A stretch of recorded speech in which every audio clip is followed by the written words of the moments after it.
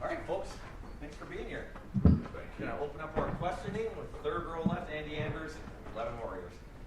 Yeah, Ryan, are you ready to name a starter at right guard, and what's the situation with him? Yeah, we'll keep looking at it this week. I think we're going to probably roll a bunch. It looks like going in that Tegra will start at right guard for us. He's had a good preseason. He's done a nice job. We'll continue to assess it, all the way up into the game time. But he's earned the right to start in this game. I think we're going to see us playing multiple guys in the offensive line in this game. But he's been consistent. Now he's got to go put it on the field and play. Fourth row right, Spencer Holbrook, 11 in a row. Brian, at linebacker, are you guys going with Sonny to start the game, and how do you figure that's going to? Is it going to be like the right guard where you guys rolling with you guys? Yeah, we're going to play multiple guys at linebacker, but Sonny has separated himself for sure, and will start at will linebacker for us. He has done a nice job in this transition from safety, and when you move up, the game moves faster. It's just quicker, and he's changed his body, and the reps that he got in the spring really helped. And I think he's done a good job of communicating. He and Cody work well together, but you're also going to see Arvell in there. You're going to see CJ in there, Gabe. These guys are going to get reps, and we'll try to play as many guys as we can in this game. Let's go Tony Girdman, Buckeye Huddle. Ryan, with the new quarterback starting, I'm sure you've seen him more than anybody. You know what to expect. What will you see from Will on Saturday for your expectations to be met? Yeah, we want him to run the team and be clean. Get us in and out of the huddle. Get us up to the line of scrimmage. Be sharp. Take care of the football. You've heard me say the term "make the routine plays routinely." Play well in third down, red zone in 2 minutes. I mean that's what we're looking for out of our quarterback. But in particular, in that first game, it's run a clean operation.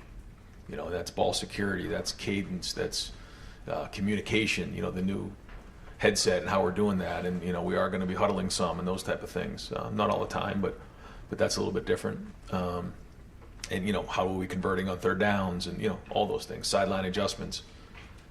So it's getting into the game, getting a feel for it, and playing clean. That's what we're looking for in week one. Front row, Dave Biddle, 24/7 Sports. Ryan, is the depth on the offensive line maybe a little better than you expected? I mean, Carson might be a backup for you guys after starting 12 games last year. I know some other guys you mentioned, like Austin, Zan, have stepped up a little bit. You feel good about the depth? Yeah, one of the things, it was like early on, the little illness that was going around the offensive line was frustrating, but coming out of preseason camp, we felt like we built some depth because we had to, and some guys got forced into duty maybe a little quicker than they had to. And when you're working with the ones, you have to tighten up. All the things technically that you're getting away with, maybe with the twos and threes. When you're blocking Tyleek and Ty and those guys, you can't get away with that stuff. You better figure it out fast. And because of that, we have built more depth than we expected coming out of preseason. So that's been a positive. But we are going to try to get as many guys in the game as possible, grade it, and just keep evaluating. And one of the things that we talked about as a staff today is, you've heard me talk about building a foundation with this team. I mean, the foundation is not complete. I mean, this is a long build to the end of the season. So we want to come through this week, watch the game, get on the film, and figure out, who graded out a champion, who didn't. But ultimately, we want guys to play really, really hard in this game and get it on film, start to make the corrections. When you're in preseason camp, there's a lot of assumptions you make, some that are right and some that are not right about players, about scheme, overall personnel. So excited to get that going this week and figure out what we got going into Sunday.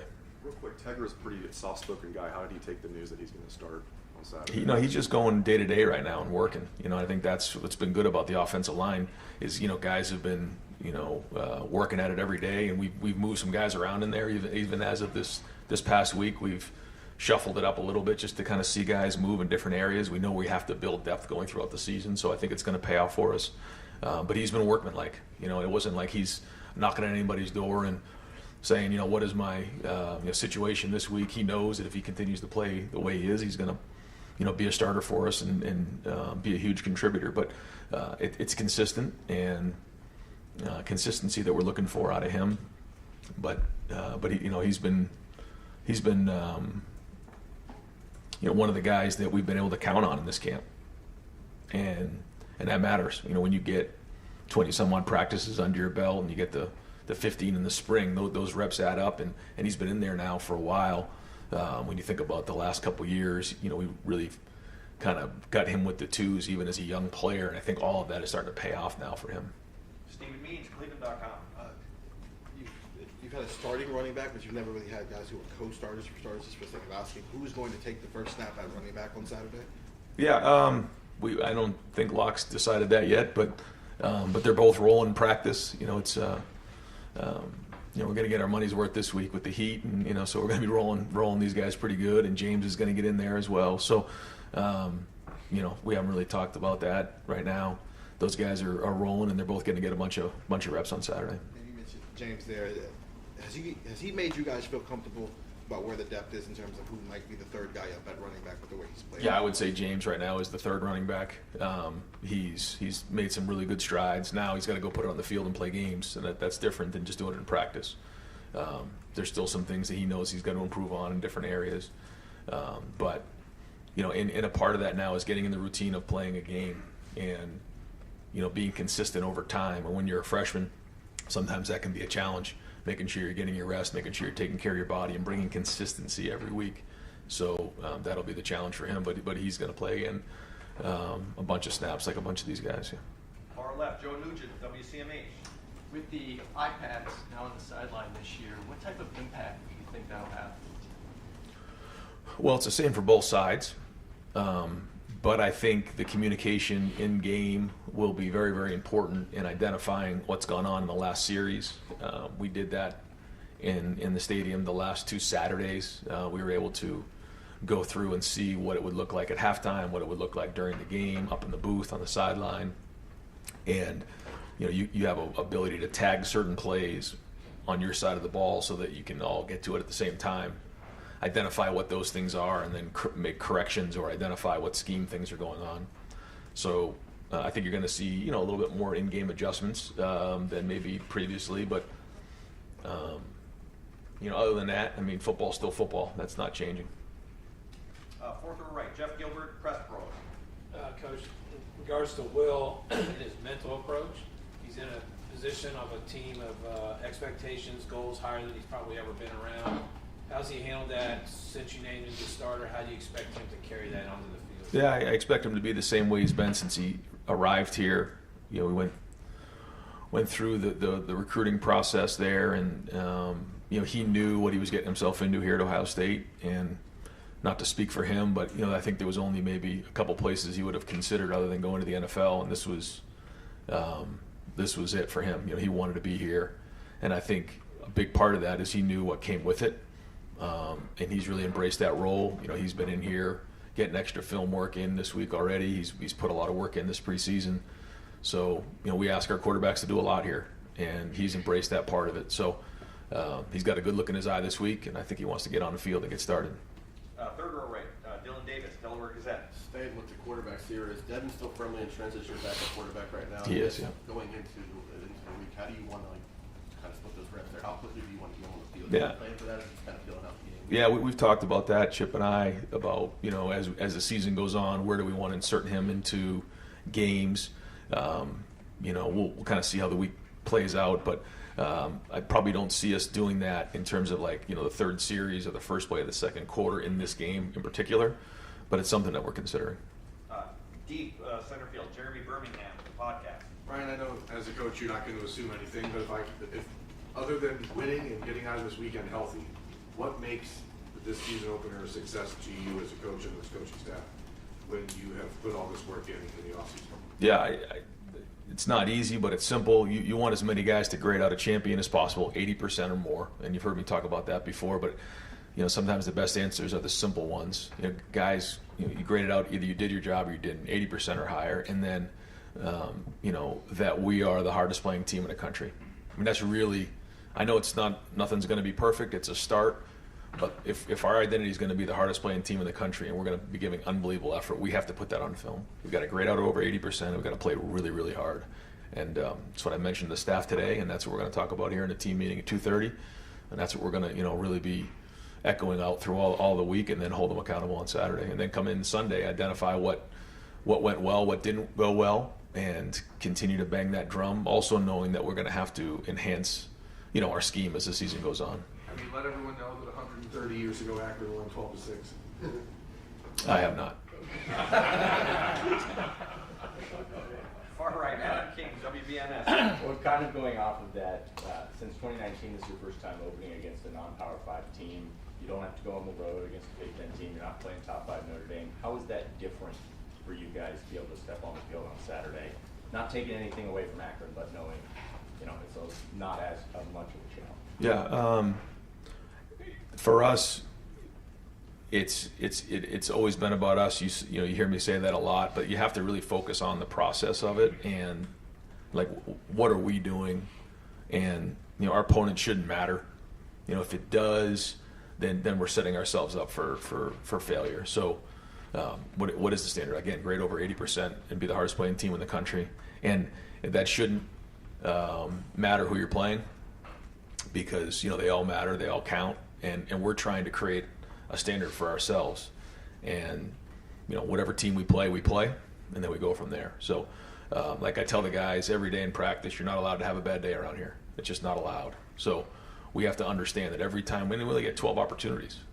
That's it. Of all the work we put in and all the time and effort we put in, you get 12 opportunities. So let's go play with our hair on fire and run around and hit.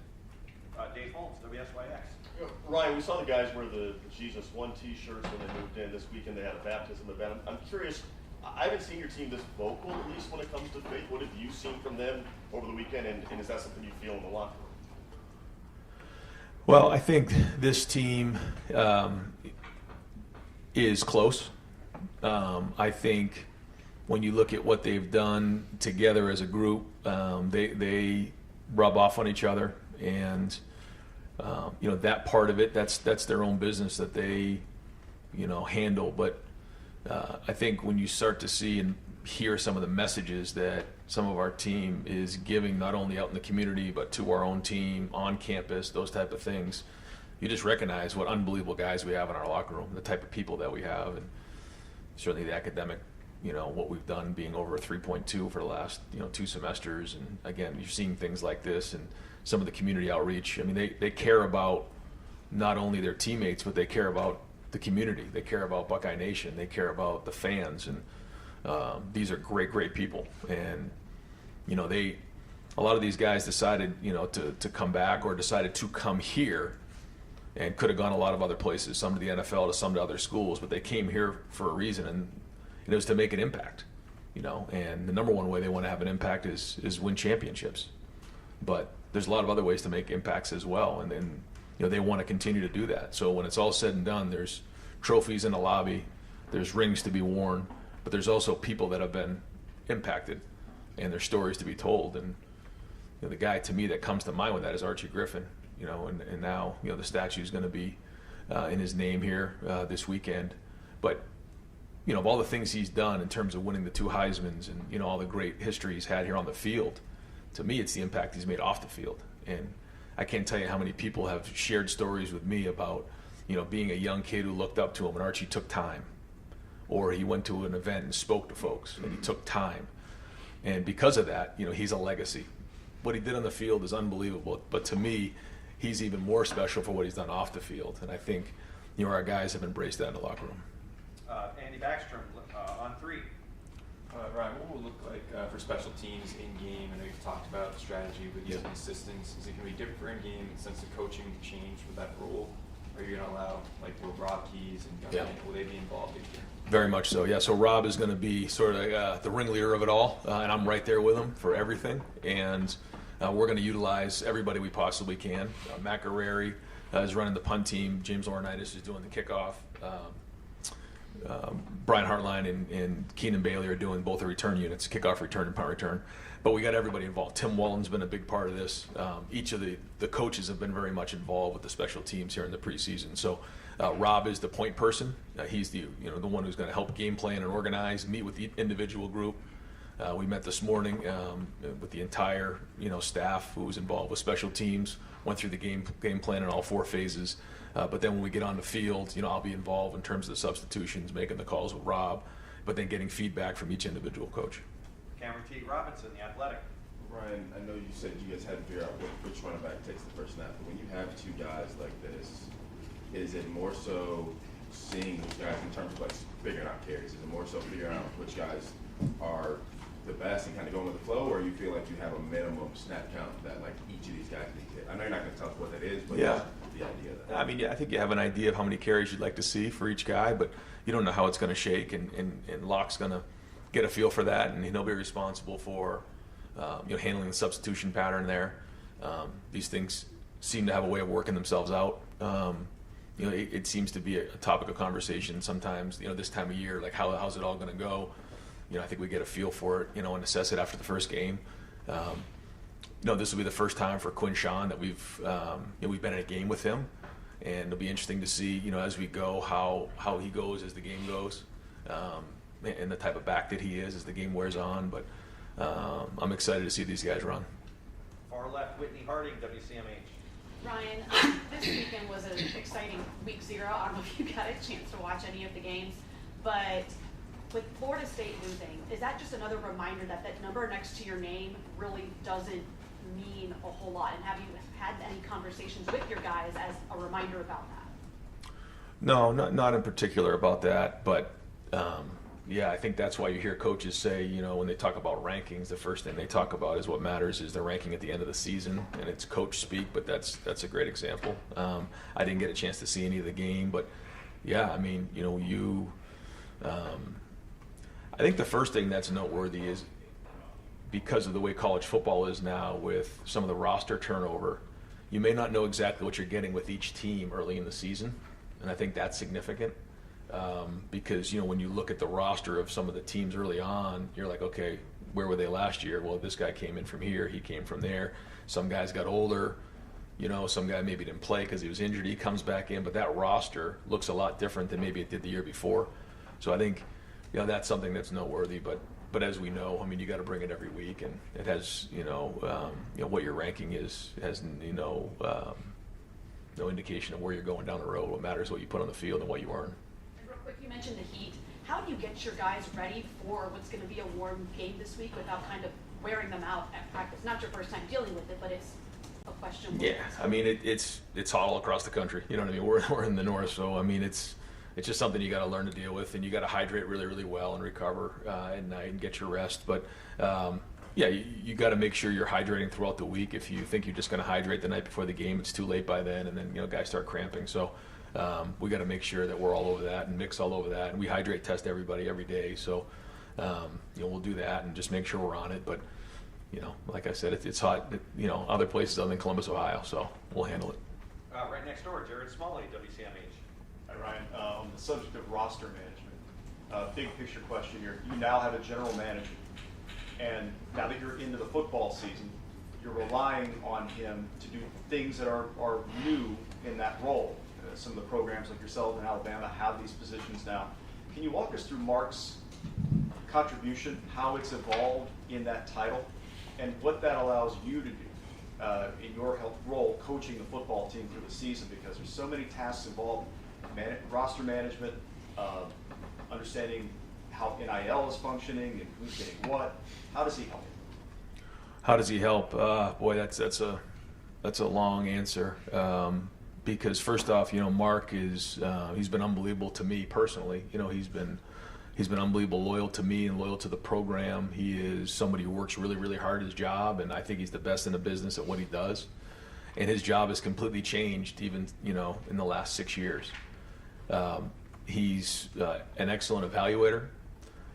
He does a great job of understanding where the college landscape is going, where it needs to be to adapt. And he's really had a huge hand in putting this roster together. Now, it used to be the evaluating and then the recruiting part of it, the weekends. But then when you went to official visits in the spring, that completely changed. Now, we've gone from having a couple people on a visit to now having 15 recruits and their families and you're talking over 100 people for a weekend. It's almost like event management. There's that part of it. Then there's the NIL piece of it. And his conversations with agents and some of the folks in the community, and he's had a huge hand in all of that. So he's his role has increased and it's become more and more important. And like I said, I think he's the best in the country at what he does.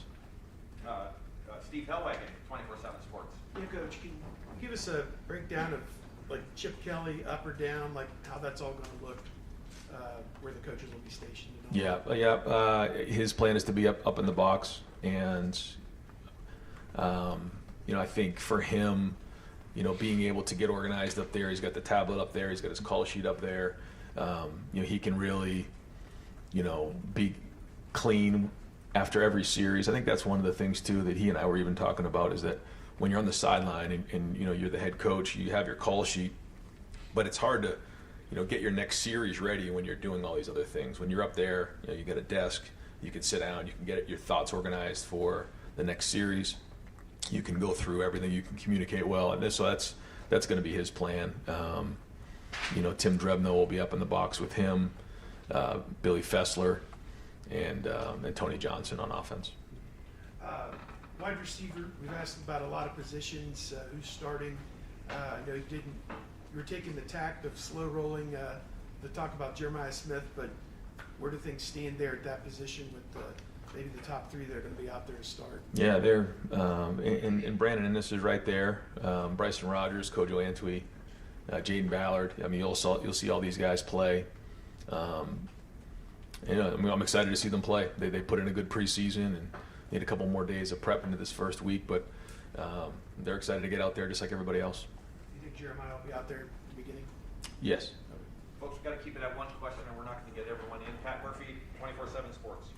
Ryan, since the 2 losses, 10 last season, it seems like you guys have just been building towards this. I know you mentioned earlier that this build continues. This doesn't end anything. But to get to week 1, to get to a game, to kind of get back into that rhythm after an off season of talk and whatnot, just how much is there the excitement and getting things rolling? Yeah, we're really excited. And that's kind of what we said. Yesterday was our first game week practice of getting back on the field and playing games again. It feels like forever since we played a game, and there's been a lot of hard work. Mostly by the players, but also by the coach, by the staff. A lot of people involved to build this team, and Coach Mick and his staff and coaches and everybody involved to put this roster together. To go attack the season. And I can't say enough about the leaders and the guys in this team who have continued to work hard to get to where we are right now, and now it's time to go put it on the field and play. But now there's a lot of excitement, and just like any time around here, everyone's excited about the season. There's a lot of talk around Ohio State football, and that's great. But what matters is what we put on the field and what we do on the field. So, like I said, fired up to get on the field and get on the film afterwards and figure out where we're at. Dan Hope, 11 Warriors. Ryan, with Will having a couple weeks going into the season to be the starter, do you feel like the offense is in a better rhythm than maybe it was this time last year? We'll see after the first couple games, but we'll see. We'll see. I mean, I do feel like we've had some really good days of practice. I feel like we've had a couple really good moments in some scrimmages. Still looking to be more consistent. Still, where our expectations is my expectations of where we are and where we are right now. We're not close, but I didn't expect us to be either. So it's like I said before about Quinshon. It's the same with Will. Like, we haven't played in a game with Will. We haven't played in a game with Quinshon. So I'm again fired up to see what it looks like on the field. But then get on there and figure out if some of the assumptions we've made are accurate and which ones aren't, and then enhance the things that are going well and fix the things that need to get fixed. Bill Landis, Kings of the North, the podcast. Ryan, you and Chip both last week, it was maybe 2 weeks ago, when Will was named the starter, said that the quarterback is the run game coordinator. And I don't know that I've ever heard you put it in those terms before. So is there anything different that's on Will's plate in that regard, or just what are you expecting him to handle when you say the quarterback is the run game coordinator? Yeah, I think it's something that, and it's an approach that Chip's always had, where there are multiple places the ball can go, in particular with the way that Chip likes to run it and some of the things that we've done in the past with like Justin Fields, where you're reading an end and you have to make a decision. I'm either giving the ball or I'm pulling the ball. There's an opportunity to throw the ball or hand the ball off, or check the play. So, rarely in this offense do you just take the ball, hand it off, and move on. There are some that take a deep breath, but I think what Chip is getting at, and kind of, the when we say run game coordinator is, the decisions that have to be made. It's not just in the passing game, it's also in the run game, equating numbers, reading players, whether they're linebackers, safeties, or on the line of scrimmage. And Will's handled that pretty well, you think? He has, yeah, and he needs to be. I mean, he's got to be an expert. He's got to be the best in the country at that, because if he can do that, then, and again, not extraordinary, just routine plays, making them, then we'll have an opportunity to continue to make first downs. We want to have positive runs and get completions, and that's the focus early on as we get going. Tom Taveri, WBNS. Coach, you've said that you've seen an edge with this club in practice. How important is that? What do you do as a head coach to enhance that? And do you think these guys are ready to play a game now? Yeah, it goes back to how we practice, and if we're going to play that way, we have to practice that way. And again, this is age-old commentary, but if we expect to play with an edge, we got to practice with an edge. If we're going to play tough, we got to practice tough. If we're going to have guys getting their hands on balls in the back end, then we got to do it in practice. If we're going to have guys finishing down the field, then we got to do that in practice. If we have guys playing on punt return who are going 12 seconds on a return rep as hard as they possibly can go, that's got to happen in practice. And so we just continue to create those environments and demand that there's that. Now, for this team, we haven't really had to demand it that hard. I mean, when it's time to go, when you put the ball down, they're going at it hard. But that's our job as coaches to create that environment, because, as the saying goes, you're going to sink back to the level of your training. And so we have to make sure that happens every day in practice. And, good news is it's been like that in practice, but it's going to continue. Bill Rabinowitz, Columbus Dispatch.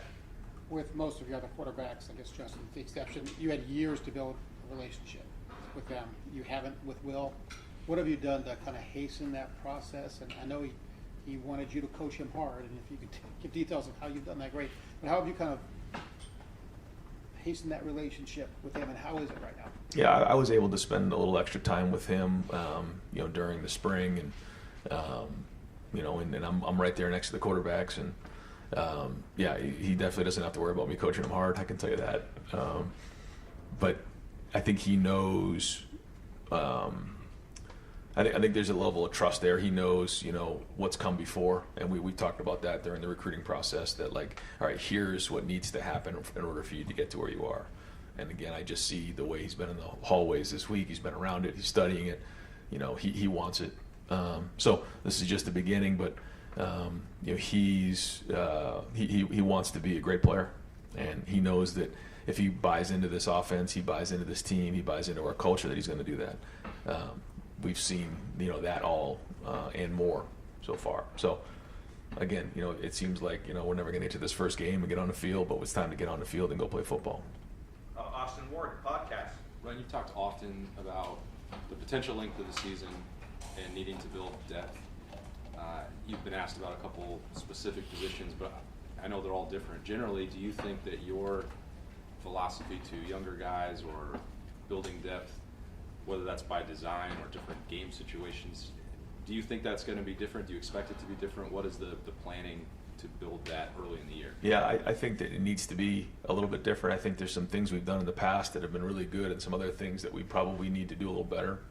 But also considering that this is going to be a different season, So I think that leads you to, there's some things that we need to do to make sure. And sometimes, you got to go put them in the game and, kind of hold your breath. But it's the right thing to do because you just never know how these things are going to go. So, again, whether it all happens in the first game or not, who knows? But philosophically, we got to get guys in the game, and we have to prepare guys to get ready because, that run down the stretch is going to take everybody we got. Joey Kaufman, Columbus Dispatch. Ryan, now that you've had a full preseason run up to practice with the helmet communications and all that, how has that gone? How do you anticipate it just being a factor, and what have you kind of learned from practicing with it? It's different. Yeah, it is different, and cutting it off at 15 is significant.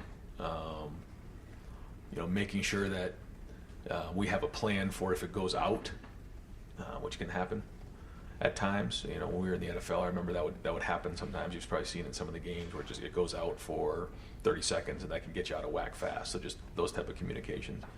But I think it's allowed Chip to communicate in particular situations really well with the quarterback. What's the down the distance? What can we expect here? Those type of things. And then getting feedback from the quarterbacks on what is too much information. So it's been good, but the day-to-day has mostly been just in practice. The two that we've had were mock scrimmages. We turned it off at 15 to really get a feel for that. So we'll get the call in early and get them lined up and go from there. To clarify, will Chip solely be the one talking to Will, or will you be able to talk to So I have it on me, which we did the other day, and I just realized that. I said, well, I don't know if that's good or bad for you, but so I do have the ability to get on there and talk to him, but I'm mostly going to let Chip do that. And final questions, Tim May podcast. Thanks, Jerry. Three-parter.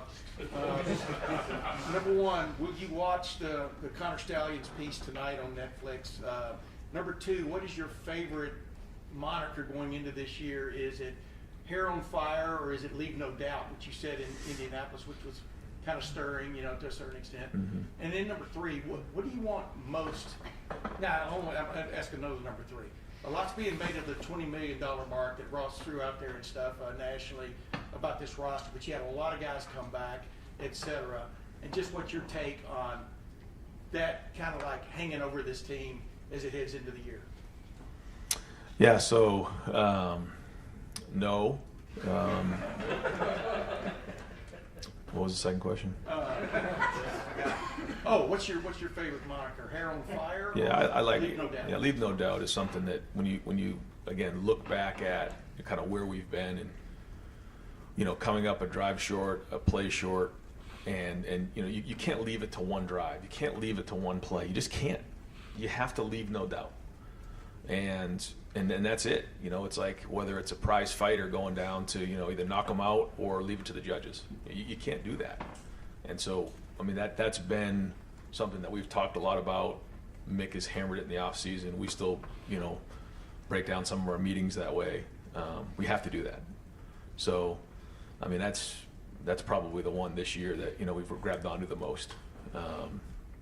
And then our team.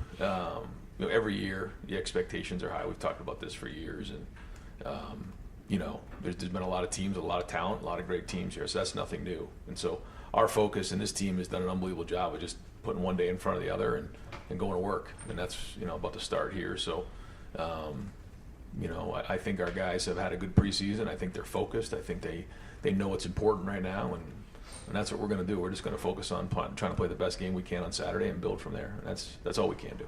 You know what I'm talking about the $20 million thing is some people, best roster money can buy type thing and stuff. Does that bother you that that's out there? Well, I think, sometimes, things are said, but when you look at our guys, they're here because they want to be Buckeyes. They're here because they want to win championships. They're here because of each other, and to see, what they did the other day on campus, to see the impact they're making on people. They understand what it means to be a Buckeye. They understand what it means to win a championship here. And that's the most important thing to me. The other part, there's a lot of changes in college football, and we're going to do everything we can to adapt and make sure that we're doing our part. But there's been a lot of hard work to put this roster together, and that's great. That's what we're supposed to do. We're doing our job. But to me, it's about these players, and that's the number one thing for me. And that's what allows me to put 2 feet on the ground every day, is envisioning, these guys and these players, hosting trophies and winning championships. And I think it's the same way with our entire staff. Coach, thank you very much.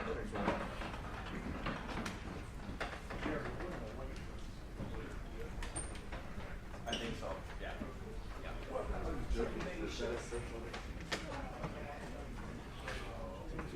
All right, folks.